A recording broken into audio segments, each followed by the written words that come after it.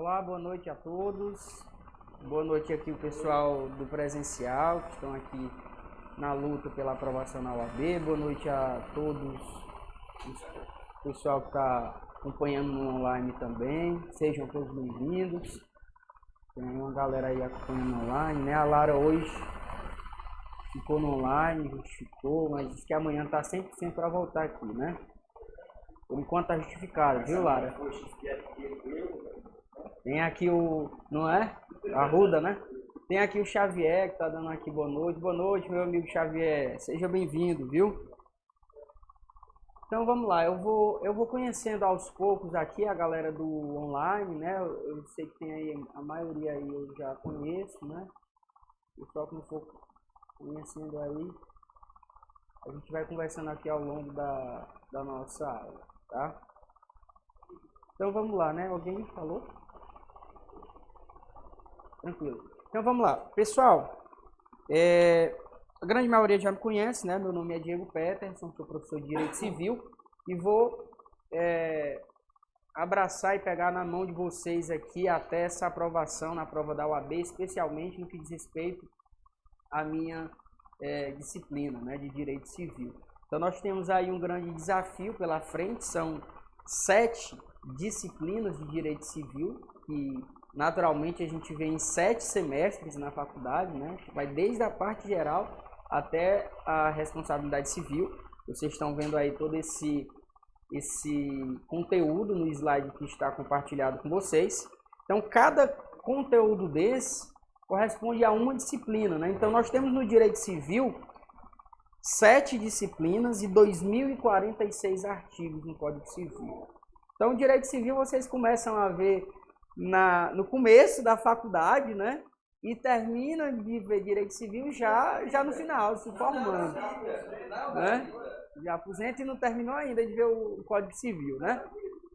Então são essas aí as 7 disciplinas de Direito Civil que a gente tem para analisar. Ó, parte geral, Direito Civil 1, obrigações, Direito Civil 2, contratos, Direito Civil 3, Direito de Família, Civil 4, Direito das Coisas, Civil 5, Direito das Sucessões, Civil 6 e Responsabilidade Civil, Civil 7, tá bom? Então nós vamos analisar aí esses 7 temas, iniciando na aula de hoje. Antes de passar aqui para a parte geral, nós vamos trazer aqui para vocês os principais aspectos da Lei de Introdução às Normas do Direito Brasileiro. Essa é uma lei que vai trazer ela tem poucos artigos e desses poucos artigos nós vamos estudar apenas esses que estão aqui na nota de aula de vocês, 4 ou 5 artigos, porque esses artigos são os artigos que já foram cobrados na prova da OAB. Então, antes de falar diretamente sobre o Código Civil, nós vamos aqui pontuar esses artigos da Lei de Introdução ao Direito Brasileiro. Então, é uma matéria bem introdutória, mas é importante a gente pontuar isso porque são questões fáceis e é muito melhor você pegar uma questão fácil e acertar do que você chegar na prova e uma questão muito fácil, um conteúdo básico desse aqui e ainda errar. Então, como é um conteúdo que naturalmente vocês veem lá no início da faculdade, então é muito importante a gente revisar esse conteúdo agora, já que nós estamos aqui às vésperas da prova da OAB. Então, sobre o conteúdo da Lei de Introdução às Normas do Direito Brasileiro. Ela é a antiga Lei de Introdução ao Código Civil, tá? Atualmente é chamada de Lei de Introdução às Normas do Direito Brasileiro. Por que isso? Porque observou-se que essa norma ela não traz regras apenas relativas ao direito civil, e sim ao direito internacional, ao direito processual, ao direito penal. Então, ela traz regras gerais de introdução ao direito. Então, nós trouxemos aqui os pontos que dizem respeito ao direito civil, e o primeiro ponto que a gente deve destacar diz respeito à vigência da norma. A vigência da norma, pessoal, ela pode ocorrer de 3 formas, tá? A vigência da norma ela pode ser imediata, ela pode ser temporária e pode ser mediante o prazo de vacatio legis. Como é que eu vou saber qual é o prazo de vigência da lei, de início da vigência da lei? A própria lei vai trazer isso. Lá nos últimos artigos da lei vai dizer, essa lei entra em vigor na data da sua publicação. Então, é uma lei de vigência imediata, tá? Pode ser que a lei diga, essa lei entra em vigor 1 ano após a data da sua publicação. Foi o que ocorreu com o nosso Código Civil, que foi publicado em 2001 e teve início de vigência 1 ano depois, em 2002, tá? Então, esse é o caso de vigência posterior. E o artigo 1º dessa lei de introdução às normas do direito, ele vai trazer o prazo de vacatio legis. Todos vocês devem lembrar, não havendo disposição para início da vigência da lei, qual será o prazo aplicado? 45 dias, tá? Questão de prova. A lei brasileira que tem vigência no exterior, qual o prazo de vigência dela? 3 meses. Então, é 45 dias de vigência dentro do território nacional e 3 meses no exterior. Quer dizer, professor, que a lei brasileira pode ter vigência no exterior? Pode. Vai depender dos tratados e normas internacionais que vão regulamentar isso. A possibilidade de vigência da lei brasileira no exterior e a possibilidade da vigência da lei estrangeira no território brasileiro. É o princípio chamado de princípio da territorialidade e princípio da extraterritorialidade. Beleza? Então, 3 formas de vigência da lei são essas que eu falei. Uma vez vigente a lei, pessoal, qual seria o prazo da sua validade? Pessoal, artigo 2º dessa lei de introdução às normas do direito brasileiro. A vigência da lei é por período indeterminado. É o princípio da continuidade da norma. Ou seja, uma vez vigente, ela não tem prazo determinado. Essa é a regra. Qual é a exceção? A lei que é temporária. A lei que já nasce com prazo de vigência e término. É como, por exemplo, a lei da Copa do Mundo, a lei da CPMF. Existiram algumas leis que já nasceram com prazo determinado. Então, essa é uma lei de vigência temporária. Mas não sendo ela de vigência temporária, ela vai ter vigência por período indeterminado ou até que outra norma venha e a revogue. Sobre a revogação da norma, já caiu questão em prova da OAB. Sobre a revogação da norma. Quais são as formas de revogação da norma, pessoal? A revogação ela pode ser expressa ou tácita. A revogação expressa é aquela em que a lei vai trazer no seu texto. Esta lei revoga integralmente a lei anterior. Então, é uma revogação expressa. A revogação tácita é quando a lei simplesmente regulamenta de forma contrária à lei anterior. Então, ela está revogando tacitamente, porque ela está tratando daquela mesma matéria de forma contrária, tá bom? Questão que já caiu na prova sobre vigência da norma, no que diz respeito à revogação, está na revogação parcial e total. As palavrinhas que se adota para essa terminologia é abrogação. Abrogação. Deixa eu ver se eu consigo escrever aqui para vocês. Pronto. Abrogação, pessoal, seria a revogação total. Abrogação é a revogação total da norma. E derrogação é a revogação parcial. Então, cuidado para não confundir as terminologias. Questão de prova que vai abordar o tema da revogação, ele vai trazer já a terminologia. Então, uma norma revogou integralmente a norma anterior. O que é que ocorreu? A abrogação. Revogação total é a abrogação. Derrogação corresponde à revogação parcial. Então, aqui a gente não está para aprender a matéria, e sim para a gente pegar esses bizus, esses detalhes que vão ser cobrados na prova. Então, quando cai na prova abrogação, marque o item revogação total. Se cair na questão derrogação, marque revogação parcial, tá? Esses 2 termos já caíram na prova, tá bom? Abrogação, revogação total, e derrogação, revogação parcial. Uma outra questão que já foi cobrada, pessoal, que é importante eu passar aqui para vocês, é a seguinte. Eu acabei de falar que a revogação tácita é quando uma norma ela trata de forma integral da lei anterior e de forma contrária. Suponha que uma lei nova ela traz alguns dispositivos. Ela trata de alguns dispositivos da lei anterior. Então, surgiu uma lei nova, existe o Código Civil com 2.046 artigos. Surgiu uma lei nova, regulamentando o Código Civil e ela traz apenas alguns artigos. Essa lei nova, ela está revogando a lei anterior? Não está. Não está porque ela está apenas regulamentando. Então, mesmo, cuidado para não cair numa casca de banana nesse sentido. A lei nova, ela só vai revogar tacitamente a anterior se ela dispor integralmente da lei anterior. Se ela dispõe apenas de alguns dispositivos, ela está apenas regulamentando. Ela não está revogando aquela lei anterior. Ela está regulamentando, tá? Então, isso é muito comum de acontecer. Surge uma lei nova, mas ela está apenas regulamentando alguns dispositivos e não revogando, tá? Então, da vigência da norma, eram essas as informações. Segundo ponto que a gente tem aqui, conhecimento da lei.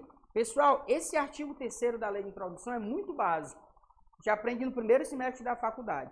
Mas qual é a palavra que cai em questão de prova? Todo mundo já sabe o tema do artigo 3º. Ninguém se excusa do cumprimento da lei, alegando que não a conhece. Esse conteúdo todo mundo já sabe. Mas qual é o termo que vai trazer a resposta da questão abordando esse tema? É o princípio da obrigatoriedade de conhecimento da lei. Então, o conteúdo desse artigo 3º todo mundo já sabe. Ninguém pode alegar o desconhecimento da lei para se favorecer, né? Ninguém pode se excusar do desconhecimento da lei. Então, esse é o princípio da obrigatoriedade. Por meio desse princípio, por meio desse artigo 3º, a lei obriga que todos nós tenhamos conhecimento da lei. Então, é uma espécie de presunção de conhecimento. Uma vez publicada a lei, todos nós devemos ter conhecimento dela. É uma presunção de conhecimento, tá? Então, se cair alguma questão nesse sentido, presunção de conhecimento, obrigatoriedade de conhecimento da lei, é exatamente essa questão aqui do artigo 3º, tá? Integração normativa. Gente, temos 3 princípios bem básicos aí de integração normativa. Quais são as regras para integração normativa? Primeiro ponto. Quando a gente fala em integração normativa, a gente fala em exceção. Porque a integração normativa ela só deve existir em uma lacuna legislativa. Porque se existe a lei, o julgador ele deve aplicar a lei existente. Então, quando a gente fala em integração normativa, a gente fala em omissão normativa. E aí vem a aplicação do artigo 4º. Na omissão normativa, o julgador ele vai socorrer de 3 regras. Quais são? Analogia, costumes e princípios gerais do direito. Analogia, costumes e princípios gerais. Analogia é a aplicação de uma norma semelhante. Costumes, por exemplo, é a própria jurisprudência. Quando não tiver uma lei, ele pode socorrer da jurisprudência. E princípios gerais, basta abrir a Constituição que ela está repleta deles, como, por exemplo, o próprio princípio da dignidade humana. Muitas vezes não se tem uma norma para aplicar naquele caso concreto e o juiz vai lá e invoca o princípio da dignidade humana e aplica a possibilidade de resolução daquele caso concreto por meio dos princípios gerais. Outro tema importante aqui na lei de introdução é o ato jurídico perfeito, direito adquirido e coisa julgada, tá? Ato jurídico perfeito, gente, basta vocês lembrarem. Se cair uma questão nesse sentido, sobre esses 3 temas aqui, ó, obviamente não vai cair conceito, não vai cair pedindo conceito. Mas vai trazer ali as características de cada um desses institutos. Então, o que é o ato jurídico perfeito? É um ato que já percorreu os requisitos legais. Então, decore as palavras-chave. Um ato jurídico que já percorreu os requisitos legais é um ato jurídico perfeito. Ou seja, se a lei estabelece 3 requisitos de validade para o negócio jurídico, lá no artigo 104, e o negócio jurídico obedece esses 3 requisitos, ali é um ato jurídico perfeito, porque ele foi realizado de acordo com os requisitos legais. Então, a lei nova não pode alterar esse ato jurídico perfeito. Se a lei nova vier exigir novos requisitos, aquele ato realizado não vai ser alterado pela lei nova, porque ele foi realizado de acordo com os requisitos naquela lei vigente. Direito adquirido. Vou já mostrar para vocês uma questão que caiu sobre direito adquirido, e aí é por isso que eu estou falando. Decore as palavras-chave. Porque direito adquirido, de acordo com essa lei, é o direito que já se incorporou ao patrimônio do sujeito. Então, uma vez incorporado ao patrimônio, ninguém pode retirar, nem mesmo uma lei nova. Então a palavra-chave é direito que já se incorporou ao patrimônio do sujeito, é o direito adquirido. Por que eu estou falando as palavras-chave? Para vocês não confundirem na hora da prova. Então, observou os requisitos legais, é ato jurídico perfeito. Incorporou ao patrimônio do sujeito, é direito adquirido. Tá? E a coisa julgada não se confunde. Acredito que ninguém vai confundir essa. Direito adquirido, aliás, coisa julgada é exatamente aquela decisão judicial já transitada em julgado. Quanto a isso, ninguém questiona. Conceito. Quais são as espécies de coisa julgada? Coisa julgada material e coisa julgada formal. Tá? Coisa julgada material, gente, olha o termo, material vem de matéria. É quando aquela matéria é julgada em última instância pelo STF e, portanto, não dá mais para alterar aquela matéria. É uma coisa julgada material. Coisa julgada formal, por sua vez, é quando a parte não observa a formalidade processual para alterar aquela decisão judicial. Ou seja, a pessoa tem um prazo de 15 dias para recorrer. Se ela não recorre, ali nós temos uma coisa julgada. Mas não é coisa julgada material, porque aquela matéria não foi julgada até a última instância. É uma coisa julgada formal, porque a pessoa não observou os requisitos de recorrer para alterar aquela decisão e, portanto, ela se tornou definitiva. Essa é a coisa julgada formal, tá certo? Gente, coisa julgada, ela é absoluta? Não é. Não é absoluta porque a coisa julgada tem exceções, como, por exemplo, a chamada ação rescisória, que está lá no artigo 966 do Código de Processo Civil. Algumas hipóteses em que a sentença judicial pode ser alterada. Ação rescisória. Qual é a outra exceção? Ação anulatória. É quando a sentença foi prolatada, mas existe algum vício no processo. Algum vício de nulidade. Como, por exemplo, ausência de citação válida da parte. Ora, citação válida da parte é um requisito formal do processo. Se o processo tramitou sem a citação da parte, ele está com vício de nulidade. Portanto, aquela sentença ela poderá ser anulada. É uma ação anulatória.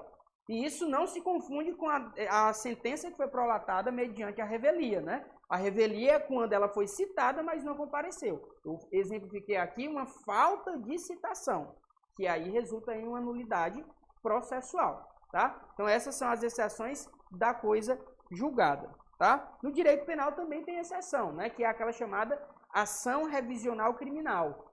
E lá não tem nem prazo, a qualquer tempo. E óbvio isso, porque se a pessoa é condenada e posteriormente, 10 anos depois, se descobre que ele não foi o culpado e sim outra pessoa, quer dizer que ele vai ter que cumprir ainda os 20 anos que está faltando? Não. Essa sentença, embora já tenha transitado em julgado, ela pode ser revisada por conta desse erro. Ação revisional criminal. Tá? Sobre a eficácia da lei do espaço, gente, a regra aplicada à eficácia da lei no espaço é o domicílio das partes. Então, por exemplo, o sujeito tem um patrimônio no Brasil, mas nos últimos anos de vida ele foi morar lá nos Estados Unidos, também constituiu um pequeno patrimônio lá, e ele residia lá quando do seu falecimento. Caiu na prova passada. Qual é a regra de aplicação da lei nesse caso? É a lei brasileira ou a lei dos Estados Unidos? O que vocês acham? A lei do domicílio da parte. Tem gente que confunde. Não, é para onde o patrimônio está localizado. Muita gente erra, até porque tinha dois itens nesse sentido. Não é o patrimônio da parte, é a pessoa. O direito civil ele é pessoal, ele é subjetivo. Então, as regras do direito civil vão levar em consideração o domicílio da pessoa. Tá? É exatamente nesse sentido que diz essa questão aqui, ó, que caiu na prova da OAB do exame de 2019. Ó. Vitor, após se divorciar no Brasil, transferiu seu domicílio para os Estados Unidos. Os dois filhos brasileiros de sua primeira união continuaram vivendo no Brasil. Vitor contraiu novo matrimônio nos Estados Unidos com uma cidadã norte-americana e, alguns anos depois, vem a falecer nos Estados Unidos, deixando um imóvel e aplicações financeiras. Então vamos lá. A regra de conexão do direito brasileiro estabelece que a sucessão de vícios será regida, pela lei brasileira em razão da nacionalidade. A nacionalidade não vai reger o local do inventário dele, o local do patrimônio, né? Então tá fora. Pela lei brasileira, porque o Decus tem 2 filhos brasileiros. O fato dele ter 2 filhos brasileiros também não vai eleger, né? Pela lei norte-americana, em razão do último domicílio do Decus. Essa regrinha aí está lá no artigo 7º da Lei de Introdução ao Código Civil. É a letra C, o item correto. Pela lei norte-americana, em razão do local da situação dos bens serem partilhados. Também o item D não tem nada a ver, porque está dizendo que os bens são partilhados. O item correto aqui da questão é o item C de casa, tá bom? E está dentro dessa lei que a gente acabou de ver. Então, você observa, esse é um conteúdo muito básico do direito civil, literalmente, é um conteúdo muito básico, mas cai na prova. Então, a prova da OAB, gente, só para vocês terem uma noção, tem 7 questões de direito civil, tá? 7 questões de direito civil fazem uma diferença grande na sua aprovação. E as 7 questões não são 7 questões difíceis, não. Das 7 questões que vai cair em direito civil, pode ter certeza, 4 questões são fáceis, esse nível de conteúdo, esse nível de conhecimento. Se vocês acertarem das 7, 4 questões, vocês já fizeram o dever de casa. Porque vocês fizeram mais do que 50% das questões de direito civil. Se vocês fizerem mais do que 50% de todas as disciplinas, vocês estão dentro. Vocês só precisam de 50%. Se vocês acertarem as questões mais complexas, aí beleza, tá melhor ainda. Mas vocês só precisam acertar das 7, 4. Se vocês acertarem as 4, já valeu a pena as 4 questões que eu pretendo passar aqui para vocês. Então, essa é a primeira questão. A segunda, acerca da lei de introdução e aplicação e interpretação das leis. Iniciando o transcurso da vacatio legis, por qualquer outro motivo ocorrer nova publicação do texto legal, o prazo de obrigatoriedade da lei contará da primeira publicação. Gente, essa questão aqui está dizendo que iniciou o prazo de vacatio legis. É o item A. Iniciou o prazo de vacatio legis. Se ocorrer uma nova publicação daquele conteúdo, aí esse item está dizendo que permanece contando o prazo iniciado anteriormente. E está errado. Se foi publicada, a lei está no prazo de 45 de vacatio legis. Com 30 dias é publicada uma nova lei sobre o mesmo assunto. Então, zerou o prazo. Comece a contar dali para frente. Está fora esse item. A lei nova que estabelece disposições gerais revoga as leis especiais anteriores que dispuserem sobre a mesma matéria, pois não pode ocorrer o conflito entre leis, ou seja, a mesma matéria não pode ser regida por diversas leis. Olha o que está errado.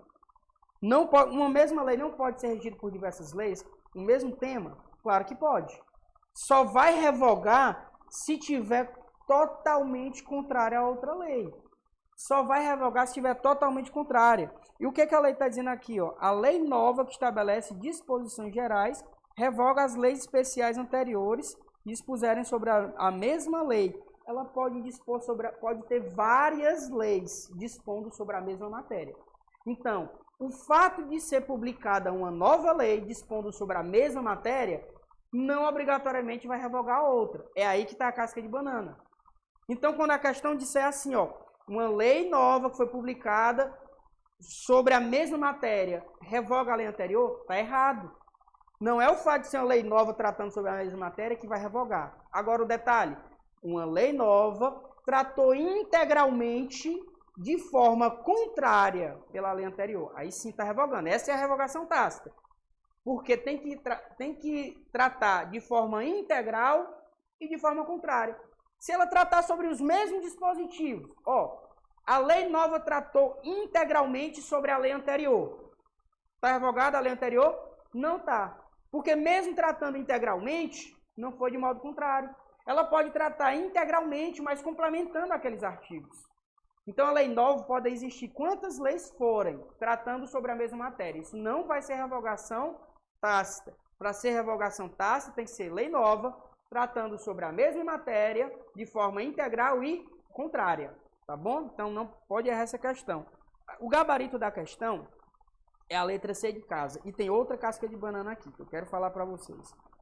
Repristinação da lei é dar nova vigência a determinada lei, ou seja, uma lei que tiver sido revogada volta a viger, por determinação expressa de uma nova lei. Esse é o gabarito correto. Mas onde é que está a casca de banana, pessoal? Primeiro, para quem não lembrava, repristinação seria a revalidação de uma lei já revogada. Então, suponha o seguinte, nós temos a lei A, nós temos aqui a lei A, e surgiu a lei B. A lei B, naturalmente, revogou a lei A. Posteriormente, surgiu a lei C, revogando a lei B.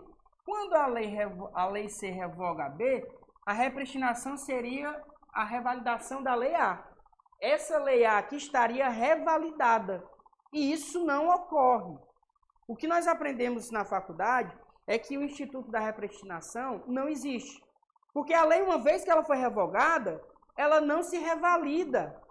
Onde é que está a casca de banana, que está aí no artigo 2º da lei de introdução ainda? Salvo expressa previsão legal, a lei não se revalidará. Então, se a lei nova trouxer uma previsão expressa, então existe repristinação. A repristinação ela só não existe de forma automática. Quando a lei C revoga B, isso não quer dizer que a A vai ser revalidada automaticamente. Então, isso é repristinação, que não existe de forma automática. Mas se houver previsão expressa, está valendo. É a resposta correta, porque o item diz, a repristinação da lei é dar vigência a determinada lei que tiver sido revogada. Ela voltaria a viger por determinação expressa de uma nova lei. Por determinação expressa, vai poder, tá? Próximo item, só para a gente finalizar aqui essa lei. Considerando as ideias do texto acima, dispositivos legais, assinale a opção correta. Em caso de lacuna, eu vou logo dizer aqui qual é a resposta correta, só para a gente entender que forma foi cobrado nesse item. Em caso de lacunas, a lei estabelece mecanismos de integração às normas, tais como analogia, costumes e princípios gerais do direito. Essa questão aqui está de graça, né? Ele fala analogia, costumes e princípios gerais do direito, tá? Eu abordei aqui essas questões. A última delas é essa aqui, que é aquela dica da palavra que eu falei para vocês. Direito adquirido é aquele que foi incorporado ao patrimônio da pessoa. Está aí destacado na questão. O direito adquirido é aquele que foi definitivamente incorporado ao patrimônio do seu titular. A questão ela não vai trazer aqui falando sobre o tema de coisa julgada, de ato de direito perfeito, ela vai trazer as características, né? E aí você vai ter que lembrar delas para marcar a questão correta, tá? Ei, Adam não, David, muda aqui o slide, por favor. Gente, sobre a lei de introdução ao direito, posso? Essa questão? Item C. Analogia e interpretação extensiva são institutos jurídicos idênticos. Não. Analogia... Cadê a questão? Deixa eu voltar aqui. Analogia é a aplicação de uma lei semelhante a um caso concreto para o qual não existe uma lei. Como, por exemplo, o casamento homoafetivo. Não existe uma lei para aquele caso concreto. Mas existe uma lei que prevê casamento entre homem e mulher. Aí ele pega aquela lei do casamento entre homem e mulher e aplica a um casal homoafetivo. Isso é analogia, tá? Interpretação não está dentro da integração normativa. Interpretação, já existe uma lei, você vai interpretar a lei que já existe. Quando se fala em integração normativa, se fala em omissão da lei. Aí você vai ter que colocar analogia, costumes e princípios gerais. Então, integração normativa é a ausência de lei. Aí você tem que colocar analogia, costumes e princípios gerais. Que é essa analogia que você perguntou. E aí, quando ele fala interpretação, apenas interpretar a lei que já existe. Por isso que analogia e interpretação não são os mesmos institutos idênticos, tá? Vai, David. Gente, sobre a lei de introdução ao direito, foram basicamente essas questões que já caíram na prova da OAB. Eu fiz questão de pontuar aqui cada uma delas, para, se cair, entrar nas 4 questões fáceis de vocês. Essa matéria é muito fácil. Então, eu só fiz relembrar aqui a matéria para vocês. Se cair, eu tenho certeza que vocês vão acertar essas questões. Aqui que terminar aí comigo lá, viu? Que o esquenta foi demais agora. Tá? Vale, pois eu achei que esquentou foi demais. Tava suando aqui, ó.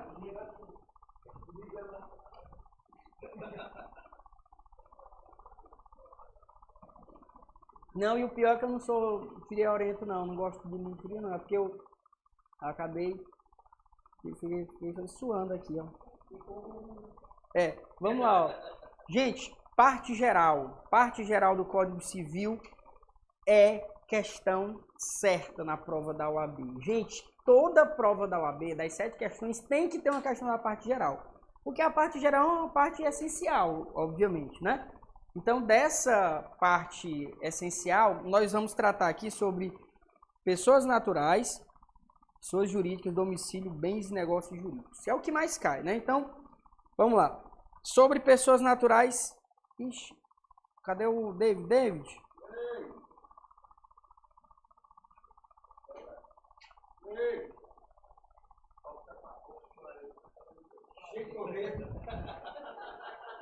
Esse slide aqui não é o que eu te mandei. Vai dar certo. O Bob Rei tava com o torresmo na boca, bem na hora.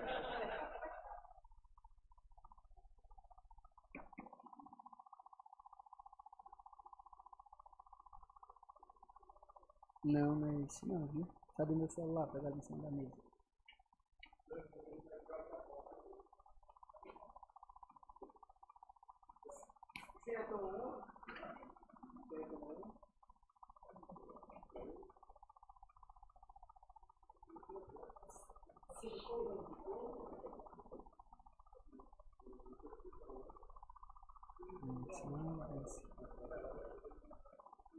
Ó, eu te mandei é esse. Tu achou outro aí, não sei.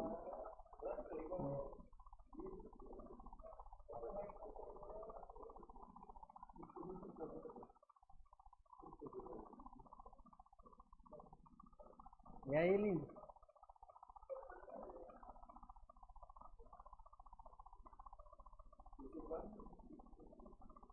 Pode entrar, filho. Vai lá. E esse aí que tu botou aí, tu tirou de onde? Por que tu não botou o meu, cara?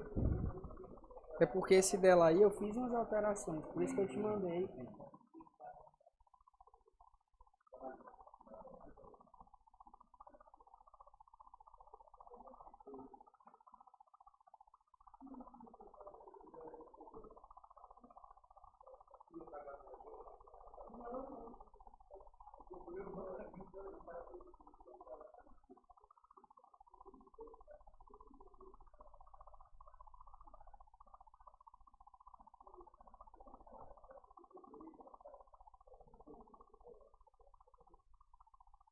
É por isso que esse slide anterior aqui tinha mais questão do que eu te mandei. Eu já tinha... Eu falei aqui os questões a mais, que eu já tinha tirado aqui desse slide.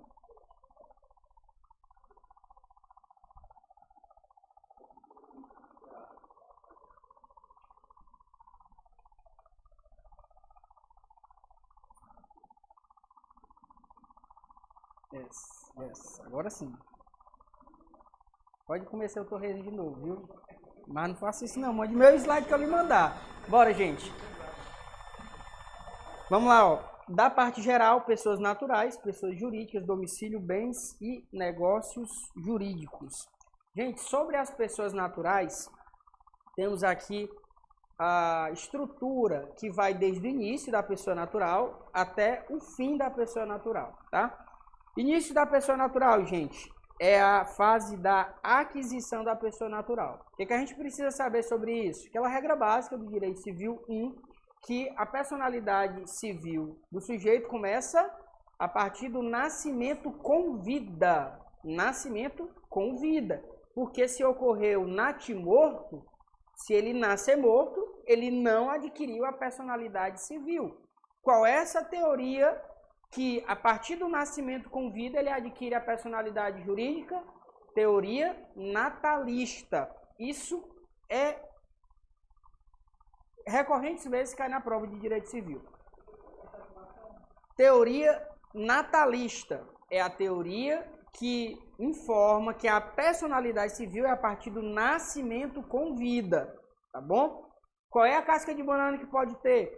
Professor, o próprio artigo 2º ele fala também na teoria concepcionista. É porque a lei diz que desde a concepção o sujeito tem direitos adquiridos. Então, vamos definir aqui para não errar a questão da prova. O artigo 2º diz, a partir do nascimento com vida, o sujeito adquire personalidade civil. Mas desde a concepção, ele tem direitos resguardados, direitos adquiridos. Então, vamos entender, se a pergunta da prova for sobre personalidade civil, somente quando nascer com vida. Teoria natalista. Se a pergunta for sobre direitos adquiridos, concepção. É a teoria concepcionista.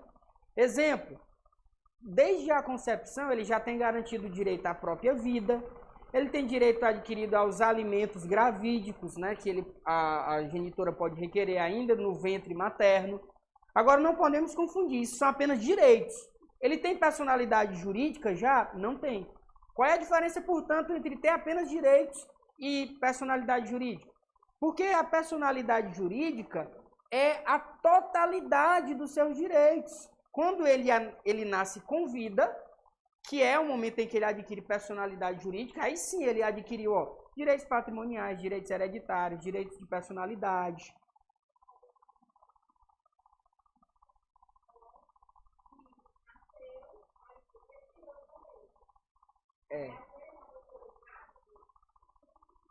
Sim, com certeza.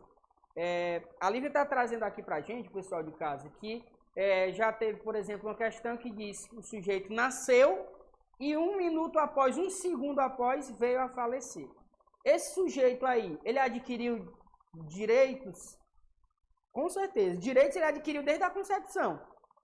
Então, cuidado para não confundir. Direitos, já não era, mas direitos ele já adquiriu desde a concepção. Ele adquiriu personalidade jurídica?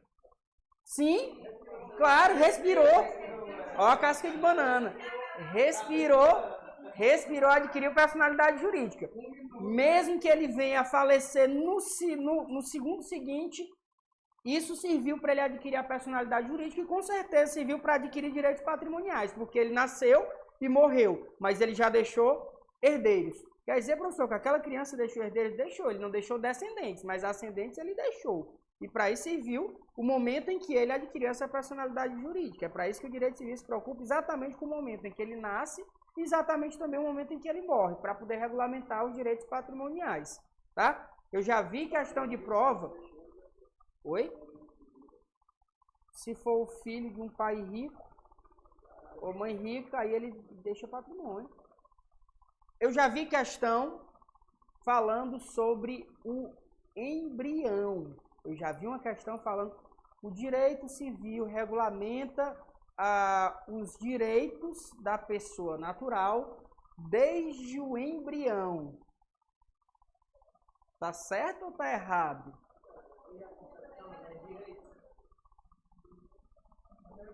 Vamos lá. Personalidade jurídica já tá fora, porque é só quando ele nascer. Mas quando ele fala de direitos adquiridos, a terminologia utilizada pelo Código Civil é nascituro, que é o ser já concebido, mas ainda não nascido. Quando a questão traz embrião, o embrião não é nem o feto ainda, não é nem o nascituro, o embrião é só a junção lá, e é um termo mais biológico da medicina do que do próprio direito. É exatamente para retirar da questão. Falou em embrião, o direito não regulamentou o direito do embrião. O direito regulamentou o direito do nascituro, ou seja, é do nascituro para frente, do feto para frente. O embrião já é um feto? Ainda não, portanto, ele não foi regulamentado pelo direito. Ele não tem direito, beleza? Então, sobre esse ponto aí, por favor, não erre essa questão é de graça. De graça, está dentro das 4, viu? Incapacidades. Gente, duas espécies de incapacidades, a incapacidade absoluta e a relativa. Incapacidade absoluta só tem artigo 3º, só tem uma pessoa lá. Menores de 16 anos. Menores de 16 anos. Se tiver uma questão que o fulano de tal com 16 anos de idade é absolutamente capaz, verdadeiro ou falso? Fulano de tal dos Anzóis com 16 anos de idade é absolutamente incapaz. Falso. Menor de 16 anos é 15 anos, 11 meses e 29 dias, né? 16 anos completo, ele já é relativamente capaz. Beleza? Gente, não tem mais nenhuma outra pessoa que é absolutamente capaz no nosso atual Código Civil. Antigamente tinha. O rol do artigo 3º tinha outras pessoas lá. Como, por exemplo, aqueles que por causa transitória não puderem exprimir sua vontade, eles eram absolutamente incapazes.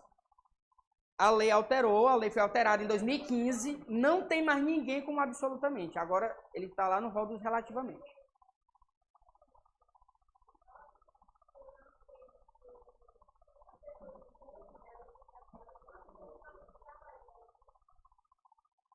Essa questão foi na mudança de 2015. Por quê, gente? Faz todo sentido. Ó. O artigo 4º vai dizer que são relativamente incapazes os maiores de 16 e menores de 18. É o inciso 1. Aí depois tem ébrios e viciados em tóxicos. Ébrios habituais e viciados em tóxicos. Ébrio, quem está todos os dias em estado de alcoolismo, né? E viciados em tóxicos, aquelas pessoas que são dependentes químicos. Isso atrapalha o exercício da vida civil, né? Então, inciso 3º, aqueles que por causa transitória não puderem exprimir sua vontade. E inciso 4º, os pródigos, aqueles que dilapidam seu bem imoderadamente. Essa incapacidade é automática? Não é. Ela tem que ser requerida, né? Então, se existe um pródigo, se existe um viciado em tóxico, um ébrio, isso tem que ser requerido. E só vale a pena requerer isso se existir patrimônio, né? Porque se a pessoa é um maior de idade que tem muito patrimônio, aí vale a pena o seu cônjuge ou seus herdeiros requerer a sua interdição e a curatela dessa pessoa. Exemplo, o caso da Britney Spears, né? Agora, se o cara não tem patrimônio nenhum, não adianta, pra que eu vou pedir a interdição do cara, dizer que o cara é um viciado em tóxico, um ébrio habitual, se o cara, eu vou proteger o quê? Se ele deixa o cara lá tomar dele todinho, deixa ele usar a droga dele lá. Mas só, por isso que eu falo, geralmente eu costumo dizer que o direito civil se preocupa com o patrimônio, né, da pessoa. Agora, qual é o questionamento da questão que a Lívia mencionou, pessoal? Os que por causa transitória não puderem exprimir a sua vontade. Eles estavam no rol do artigo 3º, como absolutamente incapazes. E fazia todo sentido, porque suponha que o cidadão leva um acidente e está em coma no hospital. Ele é absolutamente incapaz ou ele é relativamente incapaz? Aí vamos definir a questão. Porque, faticamente, ele é absolutamente incapaz. Porque o cara que está em coma, gente, ele não tem capacidade nenhuma.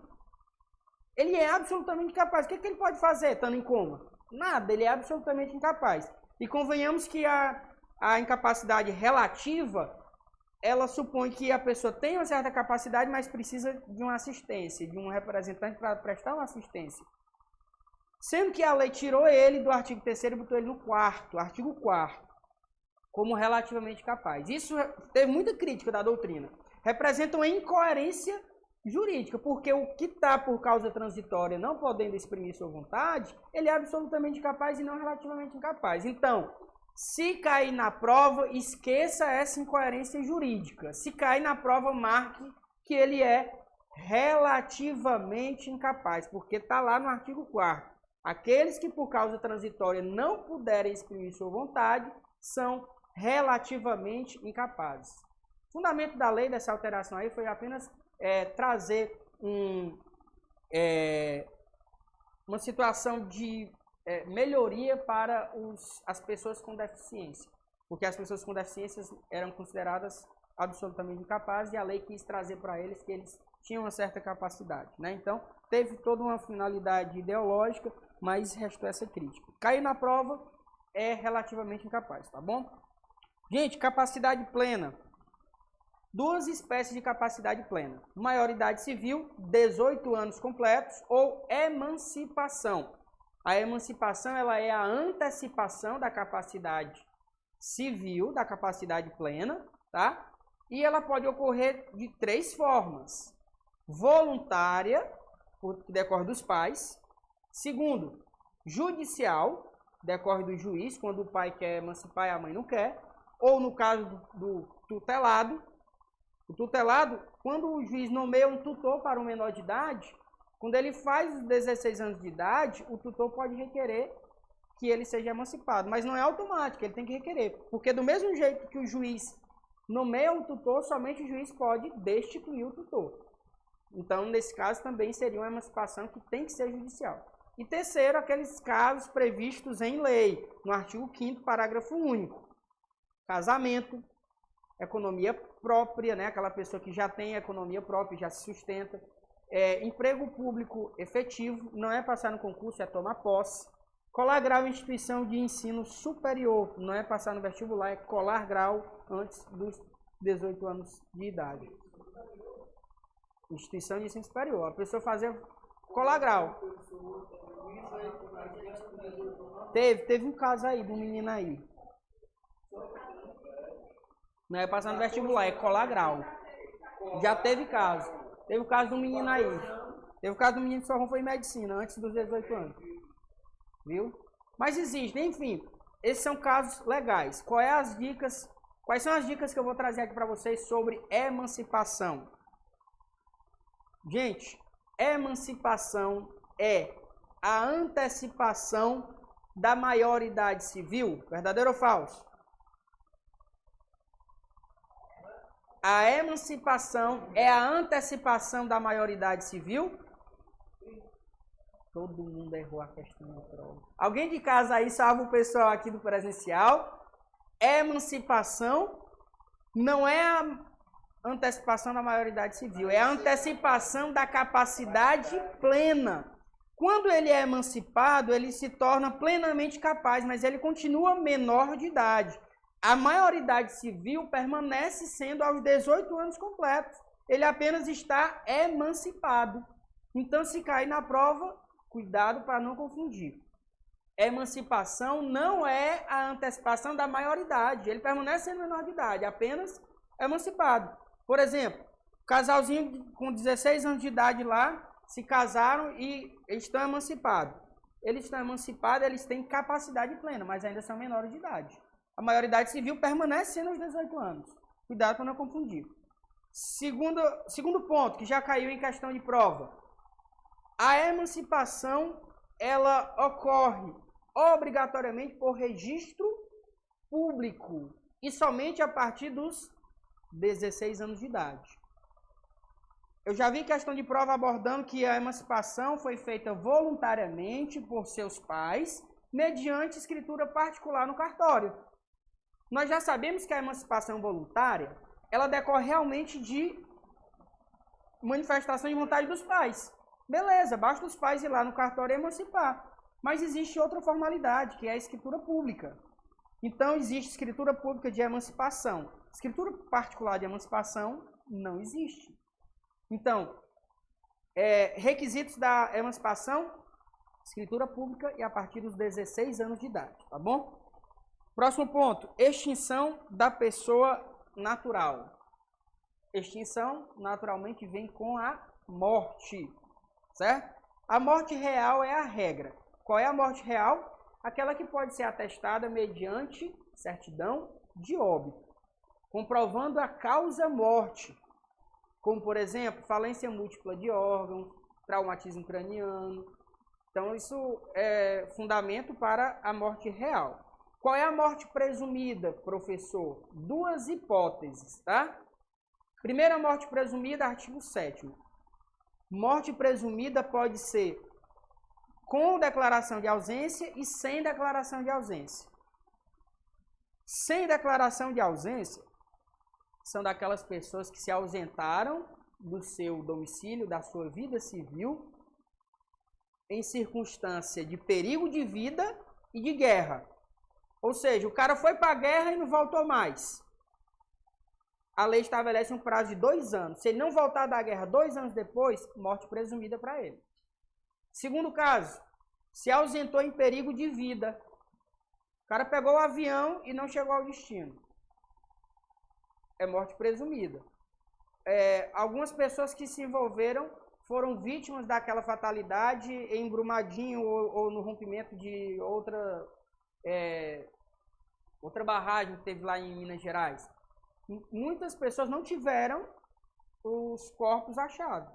Elas não têm morte real, elas têm morte presumida, porque elas sumiram, se ausentaram em circunstância de perigo de vida. O rompimento de uma barragem representa perigo de vida para aquelas pessoas, sem dúvida. O caso aquela atriz que foi sequestrada pelo goleiro Bruno, que não se achou o cadáver, morte presumida, porque não tem a comprovação para a morte real, morte presumida, tá bom? Então, essa é a morte presumida sem declaração de ausência. Quais são as hipóteses de morte presumida sem declaração de ausência? Foi para a guerra e não voltou mais, e perigo de vida, tá bom? Então, é morte presumida sem declaração de ausência. Com declaração de ausência, você exclui essas duas hipóteses. Não é o caso do perigo de vida e nem é o caso da guerra. É simplesmente aquele cara que saiu para ir comprar cigarro e não voltou mais. Não, dela é perigo de vida. Dela é perigo de vida, do avião. O dela achou o corpo, morte real. Ela achou, mas se fosse o caso do avião, o dela é real, morte real. Se não tivesse achado, morte presumida, porque ela morreu em perigo de vida. Ele perguntou aqui da Marília Mendonça, só que era do avião, então é perigo de vida, tá? Não, 2 anos é o caso da guerra. 2 anos só para a guerra. Esse caso do perigo de vida foi bem questionado. O Mário Vitor está perguntando. Esse caso que a pessoa se ausenta em perigo de vida, também precisa esperar 2 anos, igual o cara que foi para a guerra e não voltou mais? Não. Não tem nem na lei qual é esse prazo. Qual é o prazo doutrinário e jurisprudencial que a gente tem como pacífico? Quando se encerrarem as buscas. Então, em decorrência de qualquer acidente, aí se encerrou as buscas. Como, por exemplo, aquele pessoal lá do Brumadinho. Durou por tempo e tempo. As buscas, Só que a própria medicina estabelece ali, diante de uma fatalidade daquela, o período que o ser humano ficaria vivo, né? Então, encerrou-se as buscas, aí tem que declarar a morte presumida, tá? Gente, a morte presumida com declaração de ausência é desse cara que não foi para a guerra e nem está em perigo de vida. Simplesmente foi na rua, foi para o cinema e não voltou mais. Esse cara precisa abrir um processo para ele, é o chamado processo de declaração de morte presumida.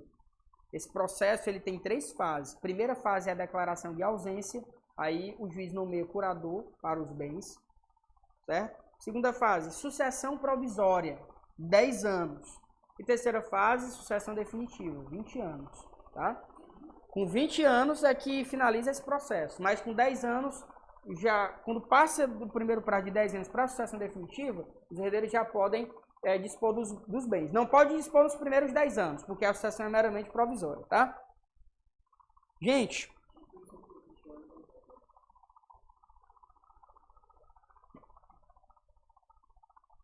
observação que eu estou trazendo aqui para vocês, direitos de personalidade.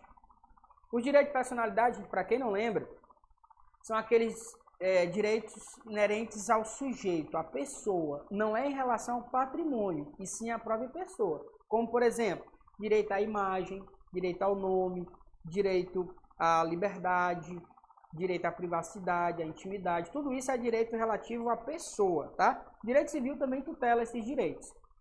Primeira questão sobre o direito de personalidade. Quais são as características do direito de personalidade? Está lá no artigo 11. Intransmissibilidade. Tá?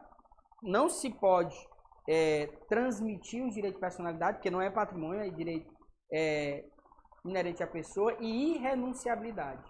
Não se pode renunciar, nem se pode transmitir. Tá? Sobre esses direitos de personalidade, gente, temos aqui algumas observações a fazer. A regrinha básica do artigo 13 ninguém pode dispor do próprio corpo, salvo em caso de exigência médica, tá? Não se pode dispor do próprio corpo, salvo em caso de exigência médica. Quando a lei fala em dispor do próprio corpo, não é que você não pode fazer uma tatuagem, não pode fazer qualquer ato dessa natureza. Dispor do corpo é ato de disposição, como por exemplo, ato de amputação de órgãos. Tanto é verdade que existe uma lei que regulamenta isso, essa questão de doação de órgãos é possível desde que seja após a morte, por exemplo, tá? Outra regrinha importante, proteção do direito ao nome. Direito ao nome, direito à imagem, eles gozam dessa proteção legal. Qual é a proteção que a lei dá para o direito de personalidade? Salvo mediante autorização, não se pode utilizar do nome, da imagem alheia para fins econômicos ou fins que causem constrangimento, que causem danos, salvo mediante autorização. Então, não posso utilizar do nome ou da imagem da pessoa para fins econômicos ou para fins difamatórios, que causem constrangimento, salvo mediante autorização. Então, não se pode utilizar do nome da pessoa. Não posso utilizar do nome da pessoa com fim econômico, nem nome nem imagem. Também não se pode utilizar o nome da pessoa com finalidade difamatória, difamar o nome ou a imagem alheia. Então, qual é a regra? Regra de proibição. Salvo mediante autorização, não se pode utilizar. Essa regra tem exceção? Tem. Interesse público. A lei diz que, salvo em casos de interesse público, como por exemplo, o cara está sendo procurado pela polícia por ter cometido um crime.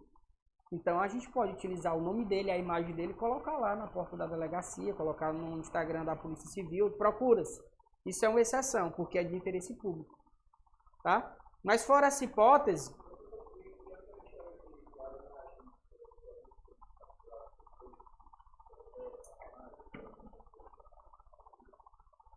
a questão da preservação da imagem que determina a lei é a do menor.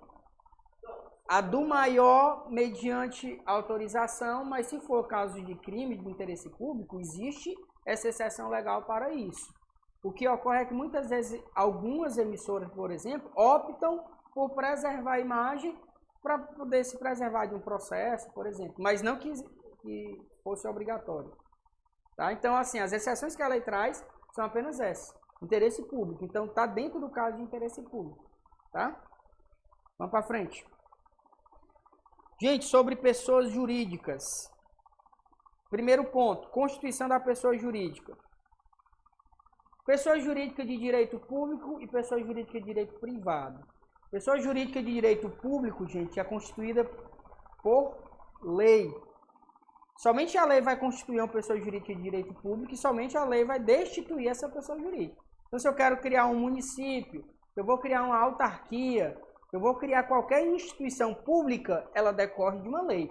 E aí vai ser municipal, estadual ou federal, a depender do órgão. Eu vou criar uma autarquia municipal de trânsito em Sobral. Então, eu dependo da aprovação de uma lei municipal. A lei vai criar a autarquia. Na mesma forma em âmbito estadual e federal. Pessoa jurídica de direito privado é criada pelo registro público, artigo 45 do Código Civil. Já vi questão dizendo que inicia a personalidade jurídica da pessoa jurídica a partir da criação do estatuto social. Tá falso o item. O estatuto social, os atos constitutivos da pessoa jurídica, de fato, são os documentos de criação da pessoa jurídica. Mas não basta ter o documento, você precisa no cartório ir registrar, o que vai dar validade à criação, que vai iniciar, originar a pessoa jurídica formalmente, é o registro. Então, o artigo 45 fala que a pessoa jurídica de direito público, de direito privado, aliás, ela se inicia a partir do registro público, artigo 45, tá? Questões cobrando espécies de pessoa jurídica. Vocês têm que definir bem a diferença entre pessoa jurídica e direito público e privado, né? Artigo 41, nós temos as pessoas jurídicas de direito público. Basta a gente mentalizar de acordo com os entes estatais. Primeiro União, depois estados, depois municípios e depois entidades da administração pública. Então vamos lá, quem são as pessoas jurídicas de direito público que estão lá no artigo 41? União, estados, Distrito Federal, municípios e entidades da administração pública. Primeiro os entes estatais. Quem são os entes estatais? União, estados e Distrito Federal e municípios. Esses são os entes estatais. União, estados e municípios. Aí depois vem instituições da administração pública, que são as empresas públicas, autarquias públicas, tudo isso é pessoa jurídica de direito público, tá? Pessoa jurídica de direito privado, associações, fundações, partidos políticos, organizações religiosas e sociedades empresariais. 5. Pessoas jurídicas de direito privado. Eu já vi uma questão dizendo associações, uma associação de interesse público. Aí ela estava lá no rol de pessoas jurídicas de direito público. Só para confundir o candidato, só dizendo associação de interesse público. Uma ONG, por exemplo, que é uma associação de interesse público. O fato dela ser de interesse público não vai alterar a natureza jurídica dela. Ela permanece sendo uma associação de direito privado. Apenas ela tem um interesse público, de contribuir com os interesses do poder público, né? Mas ela permanece sendo de interesse privado, tá? Quando vocês forem estudar, gente, pelo meu material, eu estou trazendo muito material escrito, aí sempre que eu trago um tópico ou um comentário, eu menciono um artigo. E é muito importante que você leia o artigo também, porque as questões, na grande maioria das vezes, vai ter letra da lei.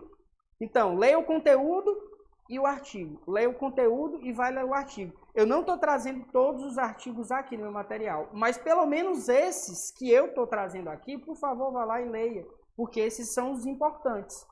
Não estou trazendo todos, são artigos pontuais que eu trago aqui, mas não deixem de ler esses artigos pontuais. Responsabilidade civil da pessoa jurídica. Ela pode ser contratual e extracontratual. Essa parte é bem autoexplicativa, né? Contratual prevista no contrato e extracontratual independe de contrato, porque ela está prevista na lei. Artigo 186 e 927. Aquele que causar dano a outrem fica obrigado a reparar. Então, independente de ter contrato ou não, vai haver responsabilidade civil, tá? Se tiver contrato, não resta dúvida. Se eu tenho um contrato com uma instituição e essa instituição não cumpre o contrato, existe responsabilidade civil para ela. Então, responsabilidade civil contratual e extracontratual é só para a gente entender que são espécies de responsabilidade civil. Objetiva e subjetiva. Gente, a responsabilidade objetiva é aquela que independe de culpa. Basta que ocorra o dano para existir responsabilidade civil. É o que ocorre com dano ambiental. Se uma pessoa jurídica causou um derramamento de óleo e causou um dano ambiental, tanto faz, eu quero saber se ela teve culpa ou não no derramamento de óleo. O simples fato dela ter causado dano, ela já vai responder. Isso é responsabilidade objetiva. Também tem no Código de Defesa do Consumidor. O fornecedor de produto e serviço responde de forma objetiva pelos danos causados ao consumidor, independente de culpa. Eu não quero saber se eu fui utilizar indevidamente aquele produto. Se aquele produto, na hora que eu fui ligar aqui, causou uma explosão e me causou um dano, eu não quero saber. A culpa é do fornecedor, do produtor. Ok? Isso é responsabilidade objetiva. A responsabilidade subjetiva é aquela que eu preciso comprovar a culpa da pessoa. Ela é a regra geral. A objetiva ela é a exceção. A regra geral é subjetiva. Eu tenho que comprovar que o sujeito causou um dano mediante imprudência, negligência ou imperícia, que são as características da culpa. Imprudência, negligência e imperícia. Gente, o que é ação regressiva? Artigo 43 do Código Civil.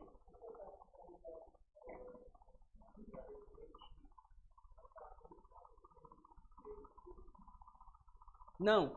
A gente utiliza... O Rian, pessoal de casa, está perguntando se a responsabilidade objetiva só se aplica à pessoa jurídica de direito público. A resposta é não. Porque apenas nós utilizamos como regra as pessoas jurídicas de direito público. Porque está bem taxativo no artigo 43 do Código Civil e também no artigo 37 da Constituição Federal, dizendo que as pessoas jurídicas de direito público respondem objetivamente. Mas existem outros casos de pessoas jurídicas de direito privado que respondem objetivamente, como eu acabei de mencionar. O dano ambiental. Aquela empresa, ela é empresa pública ou privada que causou o dano lá em Minas Gerais? Privada, né? Empresa de direito privado. A responsabilidade dela é objetiva. No direito consumidor, qualquer empresa privada fornecedora de produtos e serviços vai responder objetivamente pelos danos causados. Então, não é exclusivo da pessoa jurídica de direito público. Como é que a gente sabe? É o requisito da objetiva. Como é que a gente sabe se é público ou privado a responsabilidade civil daquela pessoa? Está na lei. A lei vai dizer. Então, se a lei me diz que é objetiva, não resta dúvida. Quando a lei se omite e não fala se é objetiva, é porque a responsabilidade vai ser subjetiva. As responsabilidades objetivas todas estão previstas em lei, como foram esses casos que eu exemplifiquei. Pessoa jurídica de direito público, fornecedor de produtos e serviços no direito consumidor e dano ambiental. São 3 exemplos clássicos de responsabilidade objetiva. Os outros é subjetivo, tá? Gente, para quem não lembra, ação regressiva é aquela ação em que o poder público causou um dano a um cidadão. Aí ele vai responder por esse dano causado, porque o poder público responde objetivamente. A ação regressiva é a possibilidade do poder público cobrar do agente público causador do dano.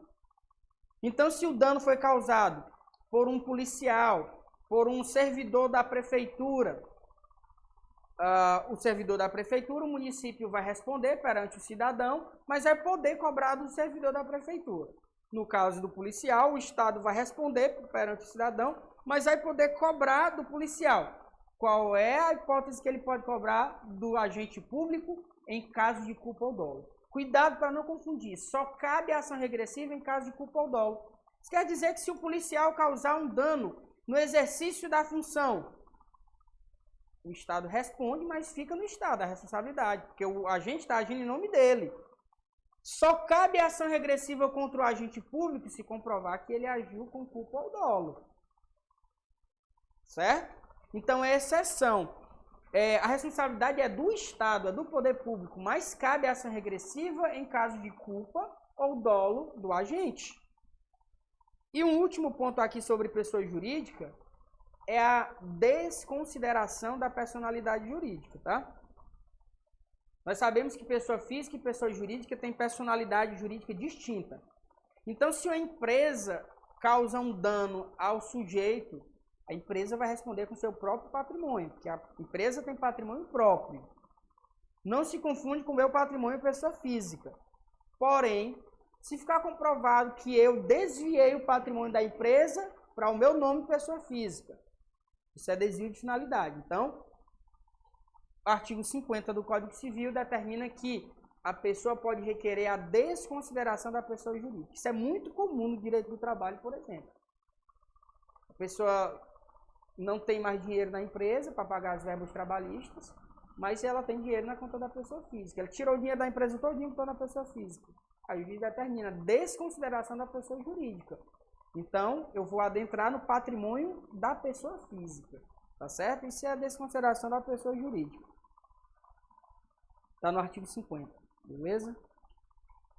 Gente, sobre domicílio. Domicílio, pessoal, é o local onde a pessoa responde pelos atos da vida civil. É um tema importante porque não adianta nós termos direitos garantidos se nós não temos um domicílio para responder por esses direitos. Então, a pessoa teve um filho aqui em Sobral, mas o pai foi embora para um lugar desconhecido. Como é que ela vai exercer seu direito à pensão alimentícia? Ela tem direito à pensão, não tem? Mas como é que eu vou localizar essa pessoa para responder pela pensão alimentícia? Então, tem que ter o domicílio. Então, o domicílio é um requisito importante. Quais são as espécies de domicílio? Voluntário, que decorre da autonomia das partes, necessário, que decorre da lei, e especial, que decorre do contrato. Tá? Sobre o domicílio, nós temos aqui a primeira regra.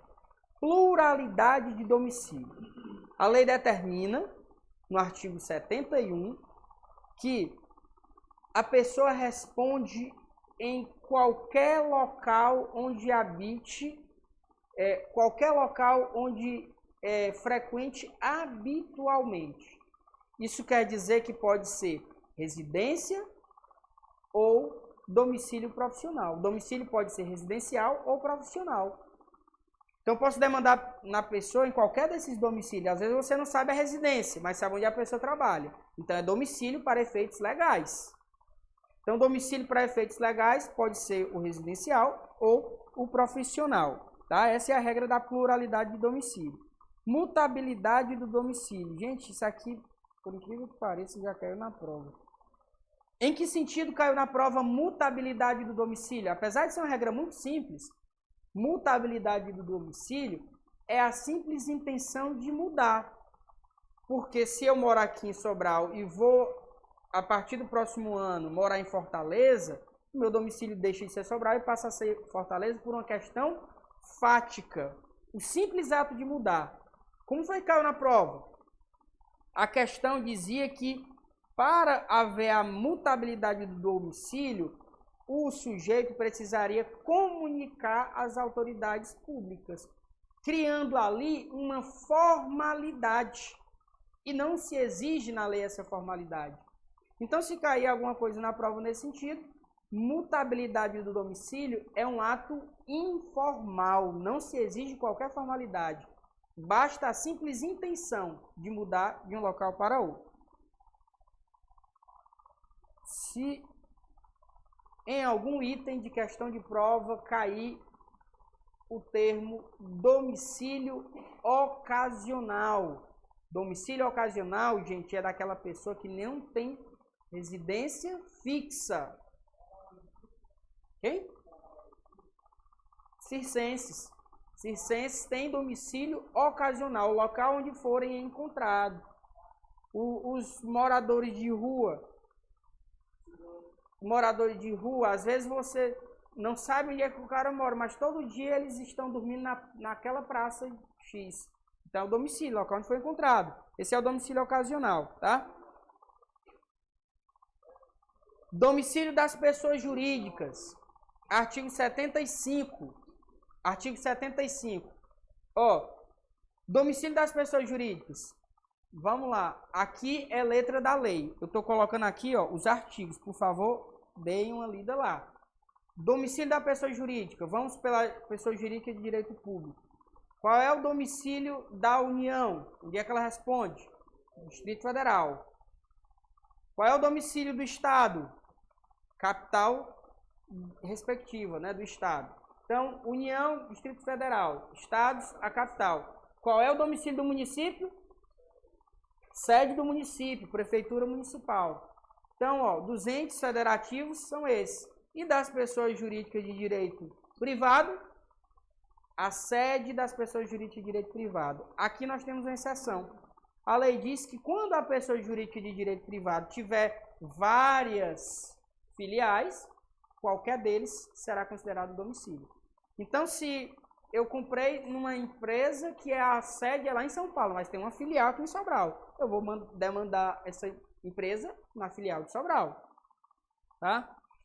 Domicílio legal, artigo 76, leiam. Artigo 76 traz o domicílio legal. É o militar, o preso, o servidor público, o marítimo e o incapaz. Tá? Se a questão suprimir algum desses 5, tá errado. Tem que bater igual na letra da lei. Quais são os domicílios legais? O incapaz, o militar, o servidor público, o marítimo e o preso. Esses a lei elegeu domicílios específicos para ele. Tá? Eu coloquei aqui o diplomata porque a lei diz que o diplomata também é um domicílio legal. Né? Ele responde no Distrito Federal, porque ele está no exterior a serviço da União, a serviço do país, e no último local onde teve domicílio no território brasileiro. Domicílio contratual. Gente, o domicílio contratual, ele é especial. porque ele é específico, porque decorre do contrato. Então, se eu vou realizar um contrato com qualquer pessoa, eu posso eleger no contrato qual domicílio será cumprida as obrigações desse contrato. É um domicílio elegível. É isso que se chama de domicílio especial. É o domicílio que decorre do contrato, tá? Penúltimo slide. Bens. Penúltimo slide vai tratar sobre os bens. Eu separei aqui só um slide sobre os bens, só para a gente abordar aqui o tema da possível questão de prova, né? Classificação dos bens. Os bens reciprocamente considerados, eles podem ser classificados em bens principais e acessórios.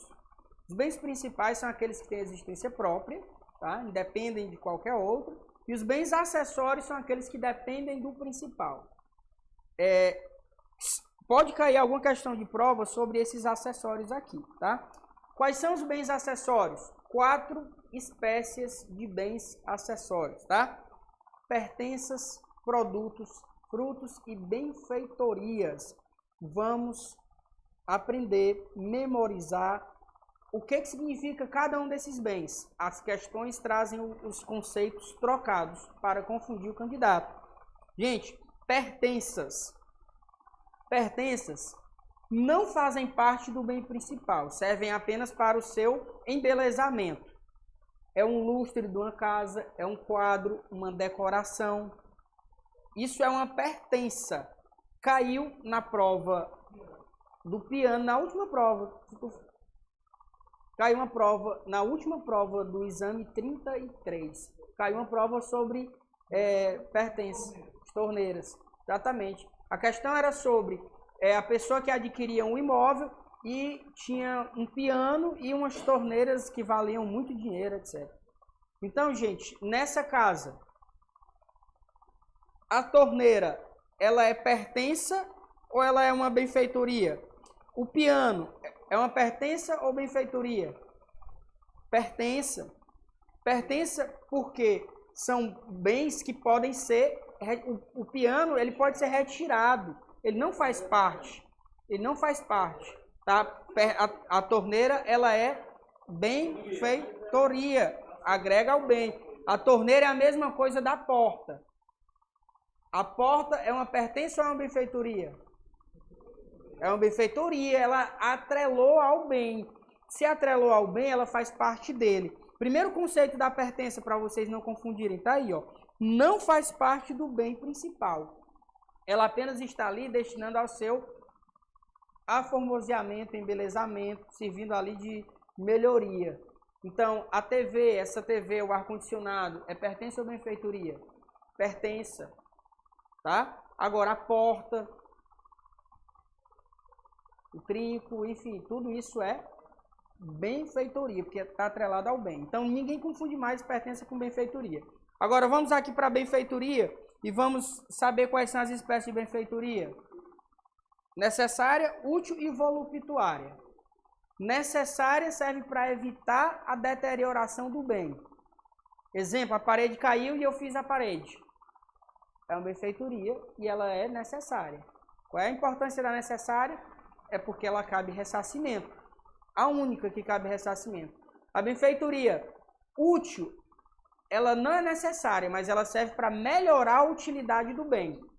Você mora numa casa bem grande e você resolveu fazer uma garagem que não tinha. Ela é uma benfeitoria necessária? Não é necessária porque não foi para evitar a deterioração do bem, mas ela melhorou a sua utilidade. Então é uma benfeitoria útil. E a voluptuária é de mero luxo. Essa não se confunde com as anteriores. Ela é a mais avançada que tem porque é só para luxar. Por exemplo, colocar uma banheira, colocar uma piscina, fazer um deck na casa. É benfeitoria voluptuária. Nem a útil e nem a voluptuária cabe ressarcimento, salvo com o consentimento do proprietário. Tá?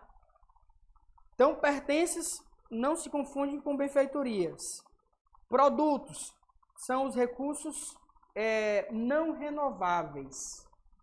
retirados uma vez do solo, não se reproduzem periodicamente. Petróleo, minérios, pedras em geral. São produtos. Os frutos têm a diferença dos produtos, porque os frutos, gente, eles se reproduzem periodicamente. E o detalhe, os frutos têm espécies. Assim como as benfeitorias que tiveram espécie necessária, útil e voluptuária, os frutos podem ser naturais, civis e industriais. O que é um fruto natural? Decorre da natureza. O que é um fruto industrial? Fabricação humana, decorre das indústrias em geral. O que é um fruto civil? Decorre da lei ou do contrato. O aluguel, por exemplo, é um fruto civil, tá bom? Bens quanto à titularidade. Aqui cai. Questão de prova. Bens quanto à titularidade. É bem fácil de dividir. Quanto à titularidade, os bens podem ser públicos ou privados. Bem privado vai ser aquele que pertence a qualquer pessoa física ou jurídica de direito privado, e bem público, naturalmente, pertencente à pessoa de direito público. Qual é o que mais cai sobre esse tema? As espécies de bem público e as suas características. Quais são as espécies de bens públicos? Artigo 99. Bem público de uso comum do povo, bem público especial e bem público dominical. Vamos lá. Bem público de uso comum do povo pode ser utilizado por qualquer pessoa indistintamente. O que quer dizer isso? Sem qualquer distinção, sem qualquer autorização do poder público. Exemplo: praças, ruas, mares, rios. Qualquer pessoa pode se utilizar sem qualquer autorização do poder público. Isso é um bem público de uso comum.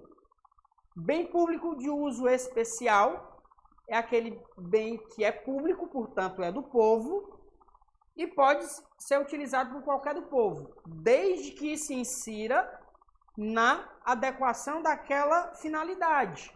Como, por exemplo, a escola pública, o hospital público, o fórum, a prefeitura. São bens públicos, mas o povo só pode se utilizar dele se tiver inserido naquela finalidade. Eu posso utilizar do hospital público se precisar do hospital público, da escola pública se estiver matriculado. E assim sucessivamente. Esses são bens de uso especial. E terceiro, bens públicos dominicais. Bens públicos dominicais são aqueles pertencentes ao poder público, mas sem destinação específica. Não é nem de uso comum do povo e não é nem especial. É simplesmente aquele terreno que pertence ao município, mas lá não é nem uma praça e não é nem uma escola. Está lá o terreno do poder público, mas sem nenhuma destinação. Ele é um bem público dominical. Qual é a diferença disso? Primeira característica: os bens públicos são inalienáveis. É muito comum cair em prova essa terminologia. O que quer dizer que o bem público é inalienável? O termo alienar não se refere especificamente àquela alienação do carro que está devendo ao banco. Alienação no direito civil é um termo que significa negociação. Então, quando eu falo, eu vou alienar o meu veículo, eu vou alienar a casa, é negociar, vender, trocar. Quando eu falo que os bens públicos são inalienáveis, quer dizer que os bens públicos são inegociáveis. Só que essa regra tem exceções. Os bens públicos que são inalienáveis são apenas o inciso 1º e 2º do 99, que são os bens públicos de uso comum do povo e os bens públicos especiais. Esses eu não posso vender, o gestor não pode negociar. O prefeito pode vender a praça? O prefeito pode vender o hospital público? Não pode, é bem público do povo. Primeiro de uso especial e segundo, o primeiro de uso comum do povo e o segundo especial. Agora, o prefeito pode doar aquele terreno que está ali do lado, mas não funciona nem uma praça, nem um hospital? Ele pode doar esse terreno? Pode vender esse terreno? Pode. Por que pode? Porque é um bem público de uso dominical. Ele é do poder público, mas não tem destinação específica. Então, os bens públicos são inalienáveis. Quais são? De uso comum do povo e de uso especial. Não se pode negociar. Os dominicais podem, tá? Detalhe, um bem público especial pode passar a ser bem público dominical? Pode. Se eu tenho, por exemplo, uma ambulância do hospital que já prestou seu serviço durante longos anos, e agora eu comprei uma nova e vou colocar aquela no depósito. A partir do momento que eu tirei ela da função dela, ela está desafetada, sem atribuição específica. Ela deixou de ser um bem de uso especial, passou a ser um bem de uso dominical. Pertence ao poder público, mas sem destinação específica, tá? A última característica aqui do bem público é a da usucapião. Os bens públicos não podem ser usucapidos. Existe exceção para essa regra? Não existe. A regra da inalienabilidade tem exceção, que é o bem dominical que pode ser alienado. Agora, os bens públicos não podem ser usucapidos. Artigo 102. E essa regra não comporta exceção, tá bom? Então não se pode usucapir. Tem muita gente que tem posse de bem público, mas não tem propriedade e nunca terá, porque não poderá adquirir por meio da usucapião. Poderá receber de doação, mas usucapião não cabe. Então, gente, sobre bens, se cair alguma questão, é sobre esses bens acessórios que a gente viu bem aqui ou sobre a titularidade, tá? Então, eu vou encerrar por aqui, mas amanhã a gente tem um novo encontro no segundo tempo da manhã. Eu finalizo a parte geral e passo para direito das obrigações. Até aqui o que eu falei, deu para entender? O pessoal que está aqui na sala, deu para entender, né? Beleza. Pessoal de casa, tudo ok também? Deu para entender aí, galera? Alguma dúvida?